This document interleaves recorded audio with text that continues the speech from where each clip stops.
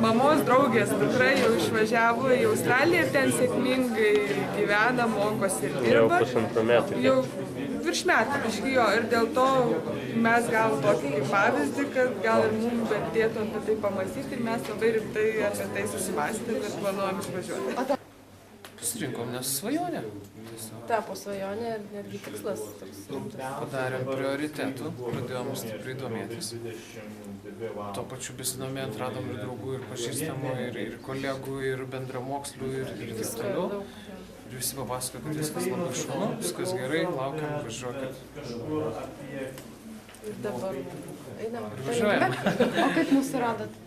Ai, kaip čia buvo? Pradėjom tiesiog, Google'as visagalis, įvedė Australiją, įvedė išvykos. Kažkaip jis mira, paskui tos studijos Australijoje, taip ir viskas prasidėjo. Skambėt? Taip ir prasidėjo, pas mane atėjo, tada architektūra, tada